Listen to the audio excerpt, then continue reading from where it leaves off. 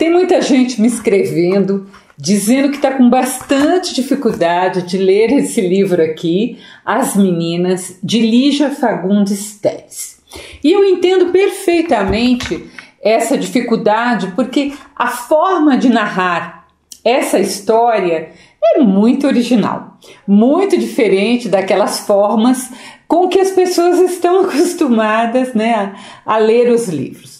A escritora, ela misturou várias vozes na narrativa e ela misturou isso com o fluxo de consciência, que eu já expliquei em outros vídeos o que é. Expliquei principalmente quando eu falei sobre as obras da escritora inglesa Virginia Woolf e do escritor americano William Faulkner. E por que eu expliquei, né, com esses dois? Porque eles são dois escritores famosos por usarem fluxo de consciência. Eu vou deixar os links aqui na descrição desse vídeo, para você ver um pouco dos vídeos do Faulkner e da Virginia Woolf, mas não se preocupe, porque ao final desse vídeo eu vou explicar novamente e ainda dar exemplo, tanto de fluxo de consciência, quanto do uso de vozes diversas, que em literatura nós chamamos de narrativa polifônica, né? Não é um palavrão, tá? Então, muitas vozes é narrativa polifônica. E você vai ver que depois da explicação vai ficar muito fácil, mas se você tiver alguma dúvida, você me escreva, que eu tenho o maior prazer em responder. Mas antes, eu quero também lhe convidar para assistir ao vídeo que eu tenho aqui no canal com a biografia da Lígia Fagundes Telles. É um vídeo curtinho, mas é sempre fundamental conhecermos, para conhecer melhor uma obra, conhecer também a vida de um escritor, para a gente saber de onde e de que tempo esse escritor está escrevendo, qual o contexto em que ele cria as suas histórias, o que lhe influenciou como pessoa, claro, e também como escritor. E aí eu vou deixar o link da biografia também aqui na descrição. Então, você já vai tendo muitos elementos para poder facilitar a sua leitura desse livro. Então, eu vou começar pelo resumo, tá? Então, vamos ao resumo. A história de As Meninas, ela vai acontecer em São Paulo e ela vai contar 2 dias na vida de 3 amigas que moram no mesmo pensionato católico de freiras, tá? É de freiras, chamado Pensionato Nossa Senhora de Fátima. As amigas, as 3 amigas, elas chamam-se Lorena, Lia e Ana Clara. E as 3, elas são muito diferentes uma da outra. Talvez elas jamais se tornassem amigas se não tivessem ido morar nesse mesmo lugar, nesse pensionato. As 3 são universitárias, mas a Ana Clara está meio perdida, então ela trancou a matrícula no curso de psicologia. A Lia, como ela reprovou o semestre, ela também trancou o seu curso de ciências sociais. E no momento da história, então, somente a Lorena ou Lena é que faz regularmente o curso de direito, tá? Então, cada uma estava em um curso diferente, mas moravam as 3 no mesmo pensionato. Lorena Vaz Leme, também chamada de Lena, ela é de família rica. Seu pai era fazendeiro e quando ele morreu deixou bastante dinheiro para a mãe, que acabou se casando novamente com um tipo bem oportunista e bem mais moço do que ela, chamado Mieux. Deve ser um apelido, tá? Lembra bem uma coisa francesa. Lorena está sempre ouvindo música e lendo poesia. Ela só tem um irmão, chamado Remo, que é diplomata e vive fora do Brasil. Mas ela sempre conta para as amigas que ela teve um outro irmão chamado Rômulo, que foi morto por Remo em uma brincadeira com pegar a espingarda, que a espingarda estava com bala, quando os dois eram crianças e ela era menor. A Lorena fala ou se lembra desse episódio da morte do irmão inúmeras vezes. E nós, leitores, percebemos como esse fato marcou a sua infância e a sua vida. Ela é uma moça sensível, sonhadora, virgem, isso é uma coisa que ela repete muito, com obsessão por ordem e limpeza. Como ela tem dinheiro, a sua mãe sempre está lhe ajudando, como a sua mãe tem dinheiro, então ela está sempre dando dinheiro para Lorena, e aí a Lorena está sempre ajudando essas duas amigas, tanto financeiramente como emprestando as suas coisas, que nem sempre são devolvidas, tanto pela Lia como pela Ana Clara. A Lorena é apaixonada por um médico casado e com 5 filhos. Mas eles só trocam cartas e bilhetes, conversam, mas não chegam a se envolver realmente como Lena gostaria. É quase um amor platônico, parece mais uma transferência da figura paterna que tanto faz falta a Lorena. O tal médico chama Marcos Nemésios, mas a Lorena se refere a ele apenas pelas iniciais do seu nome, que é, então, M. Então esta é, resumidamente, a Lorena. A outra chama-se Lia de Mello Schultz, que recebe o apelido de Leão. Ela nasceu na Bahia, filha de um alemão que fugiu do nazismo e acabou em Salvador casando-se com uma baiana, né, que é a mãe da Lia. Sua família parece ser de classe média, bem estruturada, e ela tem um ótimo relacionamento com os pais. A Lia, ela veio para São Paulo estudar, quando depois de ter um relacionamento homoafetivo com uma amiga, seus pais queriam que ela ficasse noiva de um primo. Então ela fala que mais que depressa, ela arrumou a sua nécessaire e veio para São Paulo. Em São Paulo, a Leão, ou Lia, se engajou na luta contra a ditadura no Brasil e, como muitos jovens daquela época, com medo de serem identificados e presos, ela tem um nome de guerra que eles usavam ali quando eles estavam no seu grupo de luta. O seu nome de guerra é Rosa, em uma referência, claro, a Rosa Luxemburgo, do Partido Comunista da Alemanha, que foi assassinada pela polícia alemã. O namorado da Lia, chamado Miguel, está preso. Como Miguel vai ser solto em uma troca pelo embaixador americano que havia sequestrado, o que, gente, isso é importante, hein? O que de fato ocorreu, tá? A gente consegue, então, supor que essa história se passa em 1969. Claro que a escritora declarou em várias entrevistas que ela começou a escrever em 1970, então isso estava muito fresquinho na memória dela, e o romance foi publicado em 1973. Eu quero chamar a sua atenção porque isso é importante, é um conhecimento de história que pode lhe ser perguntado. Como que a gente sabe que essa história se passa em 1969? O embaixador, ele foi sequestrado justamente para ser trocado por presos políticos que estavam nas mãos dos militares, né? Então, isso realmente aconteceu e é bom, inclusive, que você pesquise. Por fim, a terceira moça, ou a menina, né? Ana Clara Conceição, também vai ser chamada de Ana Turva pelas duas amigas. em uma referência ao seu comportamento destrambelhado de viciada em drogas. Ou seja, apesar de ter Clara no nome, a vida dela ali não é clara em nada, né?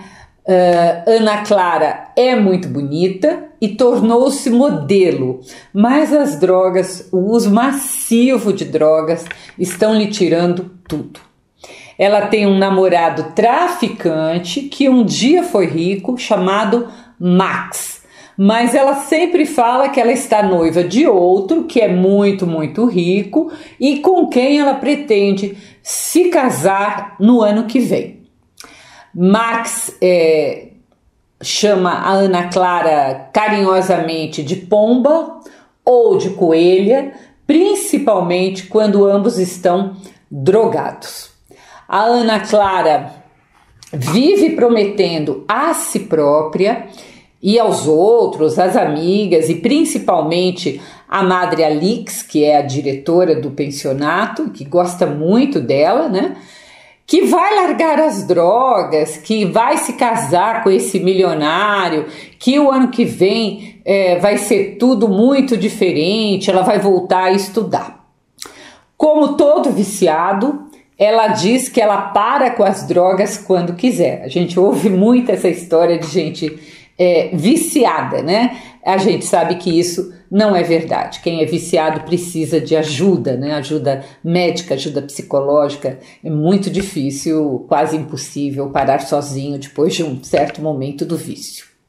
Ana Clara é filha de mãe solteira, teve uma infância muito, muito, muito pobre e mesmo sem ser explícita, a gente conclui que ela foi abusada de várias formas e por vários homens, inclusive pelos amantes da sua mãe.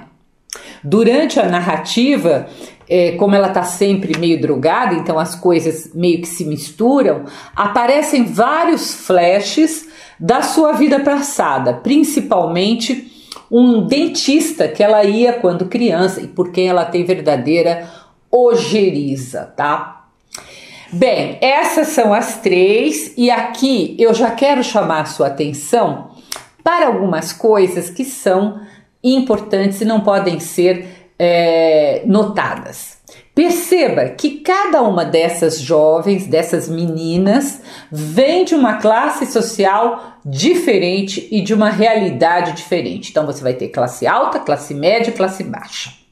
A da classe alta, a Lorena, ela sofre as consequências de uma mãe fútil, que se preocupa muito com a aparência, que não quer envelhecer, principalmente por causa do atual marido bem mais novo do que ela. Esse marido trai ela com outras mulheres, ela chora, mas está ali sempre com ele.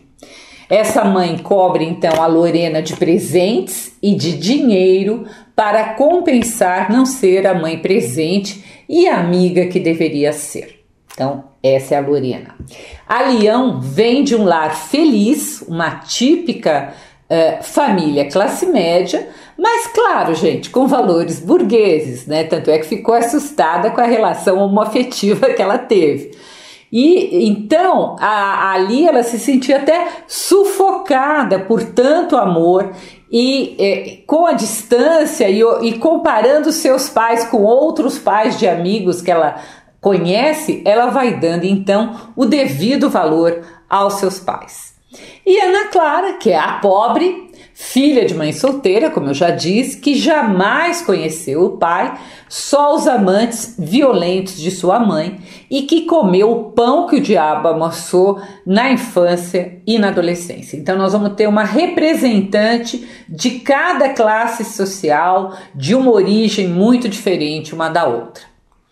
Perceba também que a Lorena, ela costuma chamar as amigas pelos nomes completos, né? Nome e sobrenome, o que é uma referência às famílias quatrocentonas paulistas que tinham esse hábito, né, de valorizar os sobrenomes. Por quê? Porque eram sobrenomes que nomeavam as famílias que tinham dinheiro há muito tempo, né? a riqueza era a riqueza antiga, não eram os novos ricos. As famílias quatrocentonas não gostavam de novos ricos. Há um trecho do livro que é narrado pela Ana Clara que demonstra isso muito bem, quando ela e Lorena se conhecem, e a Lorena estranha muito o sobrenome de Ana Clara por se tratar de... não parece um sobrenome, é um nome comum, não parece de forma alguma sobrenome. Esse trecho a Ana Clara que narra e diz assim, abre aspas, Conceição, sim senhora, e daí? Quem mais nesta cidade se importa com o nome? Cidade formidável, acabou tudo isso agora. É só saber se a gente tem ou não um saco de ouro em casa. Se tem, pode ter o sobrenome de merda e as pessoas enchem a boca e dependuram no seu peito uma medalha. Acabou isso de nome. Acabou tudo. Fecha aspas. Percebam então que é uma referência a essa época que está acabando das famílias quatrocentonas. Como eu disse antes, a história vai contar o que cada uma faz durante os dias em que o romance acontece, mostrando como as rotinas delas são diferentes. Enquanto a Lorena fica lá em seu quarto, fazendo ginástica, tomando chá, organizando e limpando suas coisas, estudando, ouvindo música, lendo, ou seja, fazendo um monte de coisa gostosa, sonhando, né? E esperando um telefonema de MN que nunca acontece, a Lia, por sua vez, está na rua com seus companheiros de luta, distribuindo folhetos, estudando. Ela faz parte de grupos de estudo, então estudando os principais pensadores e arrecadando dinheiro para ajudar na luta contra a ditadura. E a Ana Clara, o que ela está fazendo durante quase toda a história? Ela está tomando drogas e fazendo muitas viagens alucinantes, completamente fora de órbita. Aliás, é muito interessante acompanhar os delírios da Ana Clara e do seu namorado, o Max, né? E perceber como a narrativa que a Lígia Fagundes Telles faz, como ela é capaz de mostrar a nós leitores as coisas sem nexo que eles veem ou sentem. Eu chego a ficar angustiada em alguns trechos, né? E além disso, a Ana Clara, ela tem um encontro que ela diz que ela vai ter com o noivo rico, então a gente fica mais angustiada porque ela está sempre atrasada. Lorena, das três, é a que mais sobressai, não muito, mas ela... a narrativa se concentra um pouco mais nela. Nada acontece de muito importante para Lorena, que apenas dá um beijo em Guto, que é um rapaz da sua idade. Então ela repara que a calça tá meio suja, o pé tá meio sujo, né? Como era aquela juventude e é até hoje. Então quando ele dá o beijo, ela o repele, mas não porque ele é sujo, mas porque ela percebe que ela tem desejo por ele. Já a Lia, ela sabe pelos companheiros que o Miguel, seu namorado, vai ser solto e vai viajar para a Argélia. E ela então decide que ela também vai se encontrar com o namorado. Ela pede para Lorena umas roupas para levar na viagem e para doar para o pessoal da luta ali, mas a Lorena não tem, mas lembra que a mãe sempre tem muitas roupas, e a Lia, ela vai buscar essas roupas na casa da mãe da Lorena. E lá, esta mãe conta para ela que o Rômulo não morreu assassinado pelo Remo na brincadeira de criança, mas que ele morreu bebê antes da Lorena nascer, e que foi a Lorena que inventou essa história toda desse assassinato há muitos anos. A Leão fica completamente pasma, né? Ela não sabe em quem acreditar, se na amiga que tantas vezes lhe contou a história da brincadeira com a espingarda, que acabou em assassinato, ou se na mãe da Lorena. E aí ela se lembra que há um livro de fotos que Lorena guarda no porão. Ela pensa então que ela pode descobrir a verdade olhando as fotos. Mas quando ela volta às roupas que ela ganhou, a Lorena tinha já dado banho em Ana Clara, que havia chegado completamente dopada, suja e machucada, né? Ela tinha hematomas pelo corpo. Lorena a coloca para dormir em sua cama e vai ao quarto de Leão para conversar. A gente sabia que Ana Clara tinha saído para encontrar esse tal noivo, mas ela saiu completamente dopada, e ela encontrou um homem que a leva para o apartamento. Então a gente não sabe o que aconteceu nesse inteirinho com a Ana Clara. Quando a Lorena volta para o quarto dela, então ela percebe que a Ana Clara está morta, que ela teve uma overdose. Chama a Lia, a Lorena e a Lia então tentam fazer ali uma massagem cardíaca em Ana Clara, mas não adianta, ela não revive.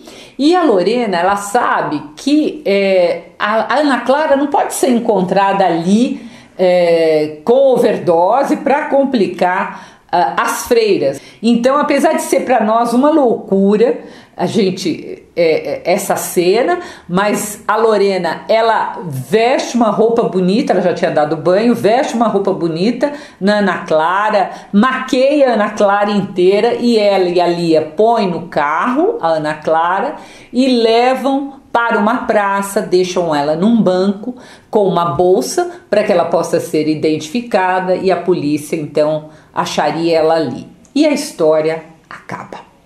Nós, leitores, ficamos sem saber se a história do assassinato do irmão Rômulo era verdade ou não, e se Leão realmente foi para Argélia se encontrar com o namorado Miguel. Fica claro para nós que essas coisas não são importantes, mas o que é relevante mesmo, o que a autora quer é retratar a juventude dos anos 70 através das três jovens. O que pensavam, o que faziam, o que queriam, o que ambicionavam as jovens daquela época, né? Porque é um olhar feminino, né? Então são as jovens daquela época e, claro, as consequências do contexto daquela época em suas vidas. Era um contexto de ditadura, de falta de liberdade, de preconceito contra negro, contra gays, contra mulheres separadas. Um contexto de valores burgueses que valorizava, inclusive, a virgindade. Algo que é muito importante é que esse livro, As Meninas, talvez tenha sido o primeiro romance a descrever uma cena de tortura completa, o que deve ter passado despercebido pela censura da época, porque senão o livro teria sido proibido. Eu não me lembro de outro livro desta época ou antes desse que tivesse esse relato de uma sessão de tortura. É o depoimento de um botânico que foi preso pelos militares e que a Lia, então é um depoimento escrito, e a Lia lê para a Madre Alix, imaginando que a freira era completamente alienada do que se passava no país. Então, no depoimento que você deve ler, reler e jamais esquecer, o botânico conta as 25 horas que foi uma sessão sua de tortura, que enquanto ele era torturado, os militares gritavam que ele era um traidor da pátria. Lembre-se que em uma ditadura, tanto de direita quanto de esquerda, não tem diferença, todo mundo que luta pela liberdade e pela democracia é chamado de traidor da pátria. Isso é o comum, tá? E aí esse jovem botânico, ele descreve como o deixaram nu, o de penduraram no pau de arara. O pau de arara é aquele que o preso fica de ponta cabeça, tá? Apanhando e recebendo choques elétricos, até na sua genitália e no ânus, tá, gente? É uma coisa horrorosa os relatos de tortura da época da ditadura. É essa tortura que muita gente alienada acha que não existiu no Brasil, o que é uma completa ignorância. Existiu sim, e o grande erro da sociedade brasileira foi ter sido submissa a essa anistia que foi dada aos torturadores. Eles deveriam ter sido julgados, presos, mas continuam vivos por aí como se nada tivesse acontecido e nós, sociedade, ainda pagando seus salários ou suas aposentadorias. E isso é uma coisa, essa relação você tem que fazer, porque ela está muito na pauta, principalmente com o filme Ainda Estou Aqui. Um dado interessante é que depois que Leão leu o depoimento para a Madre Alix, para sua surpresa, a madre diz que esse jovem botânico se chamava Bernardo e que ela e a mãe do rapaz tinham ido falar sobre ele, eu não lembro se com o cardeal ou com o bispo ali, pedindo para interceder junto aos militares.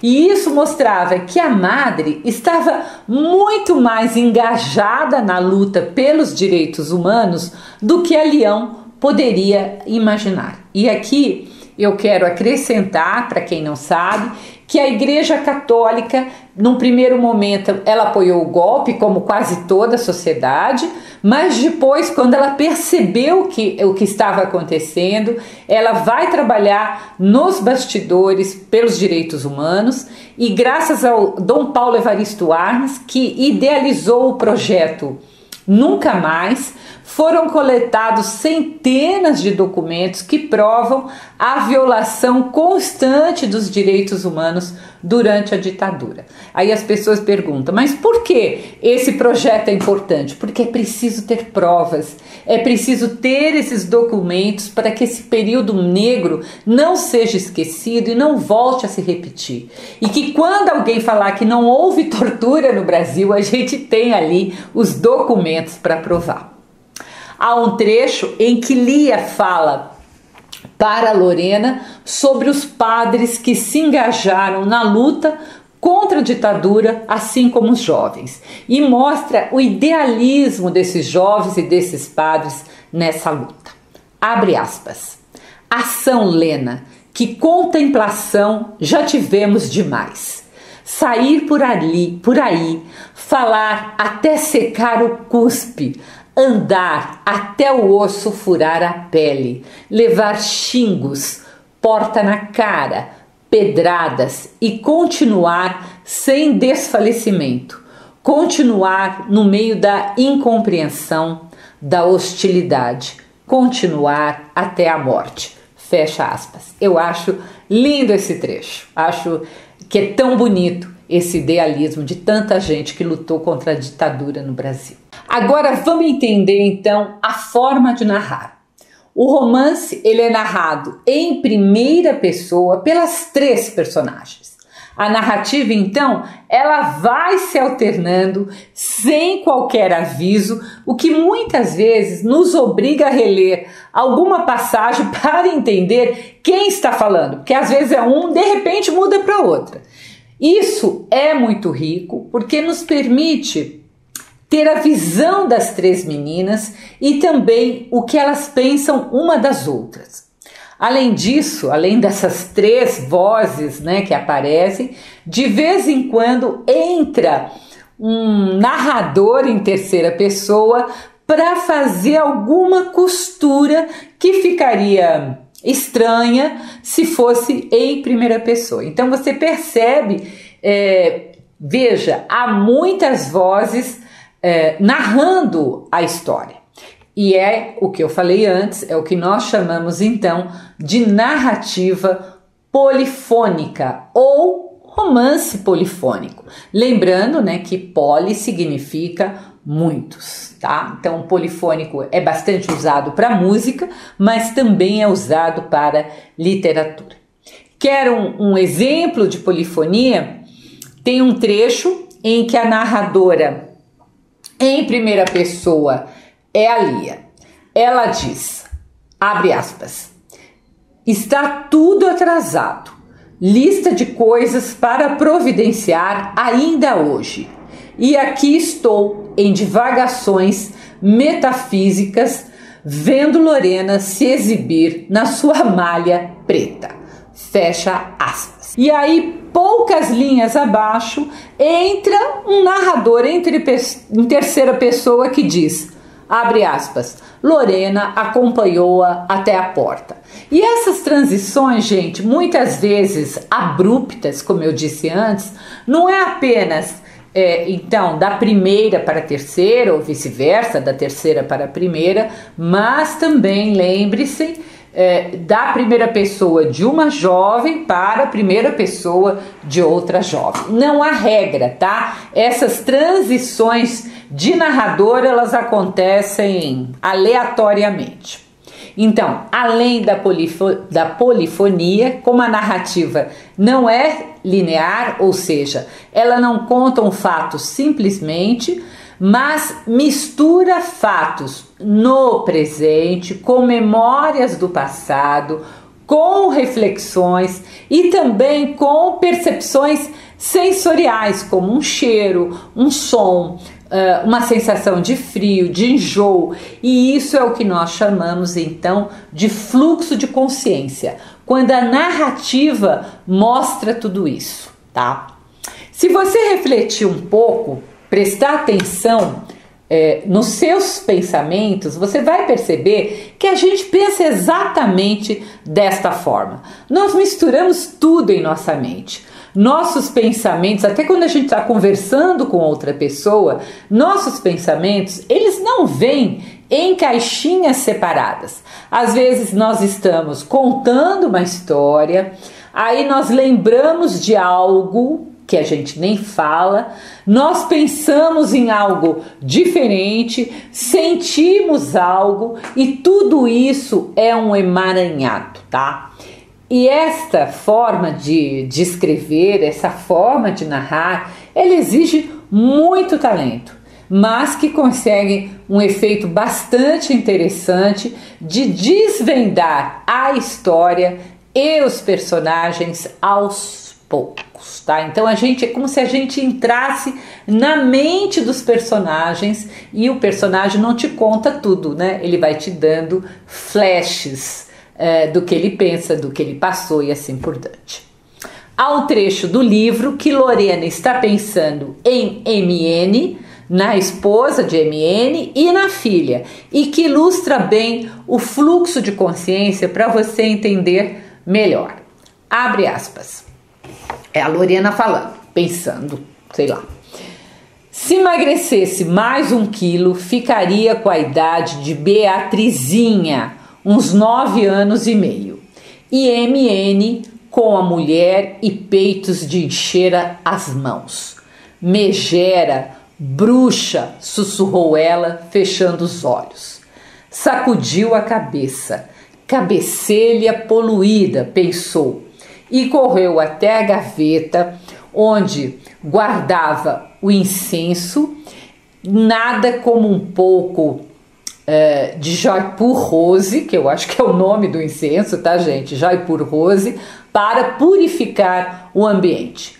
Sou tonta e fresca, mas e se MN a levasse mais a sério? Incrível, mas quando nos levam a sério, ficamos seríssimos.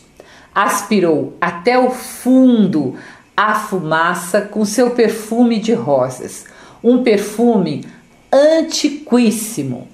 Velórios. A morte poderia ser apenas isso, incenso e música. Fecha aspas. Então, quando você vê esse trecho, gente, é uma bagunça, né, de coisas. Veja que ela começa pensando que está muito magra, como a filha de MN, aí ela pensa na esposa dele, que tem bastante carne, depois ela sussurra, xingando a sua esposa, depois ela se censura com seu pensamento, ela vai buscar o incenso, aí ela reflete sobre ser levada a sério, ela aspira o cheiro de rosas do incenso, né? E esse cheiro a gente deduz que lhe lembra velório, então ela se desloca para a vida, concluindo que a vida podia ser só incenso e música. Então, gente, é tudo misturado. Percebam que o fluxo de consciência é isso. Mistura tudo que a gente faz, que a gente pensa, que a gente reflete e que a gente sente também. Por isso que também tem esse aspecto sensoriais. Eu te dei um exemplo de fluxo de consciência, mas tem vários espalhados pelo livro. Então, em As Meninas, a Lígia Fagundes Telles mistura a polifonia, que são várias vozes, com o fluxo de consciência de uma forma proposital, o que permite que a história de cada uma delas vá se desvendando aos poucos, não é tudo de uma vez. E vai aproximando nós, leitores, de cada personagem, porque nós estamos dentro da cabeça do personagem, pensando aquela misturada de coisa tudo ao mesmo tempo. Nada é completamente explícito. Em um trecho em que a Lorena pensa na maneira como a Lia escreve, a Lia tentou escrever um romance que a Lorena não gostou, né? A Lígia, a escritora, nos dá uma ideia de como deve ser uma boa narrativa. Olha o que ela fala, abre aspas, é a Lorena falando. Imagine se Leão escrevesse no Citon assim opaco, tão nítida, nítida demais. Os entendidos querem opacidade na linguagem, uma certa névoa confundindo sutilmente a silhueta das palavras. Fecha aspas. Então, gente, é exatamente assim que a Lígia Fagundes Telles escreveu o romance, com uma certa opacidade, que não revela tudo de uma vez, não é tudo tão nítido, tá? Então, é interessante como ela põe isso, inclusive, na boca de uma personagem. Quanto à linguagem do livro, você precisa saber que ela é coloquial, como falavam jovens da década de 70, inclusive usando gírias daquela época, como joia, putz, cafonérrimo e assim por diante, tá? Gírias que hoje em dia ninguém fala mais. Há citações de muitos escritores, de músicos, de pensadores que são feitas por Lia e por Lorena, não por Ana Clara, porque a Lia e a Lorena são muito mais cultas do que a Ana Clara. É isso o resumo e a forma de narrar e o contexto. Se você for fazer algum vestibular, não deixe de rever todos os vídeos aqui do canal perto da prova e se inscreva no canal, porque eu vou fazer ou pretendo fazer todos os livros dos principais vestibulares brasileiros de quase todos os estados.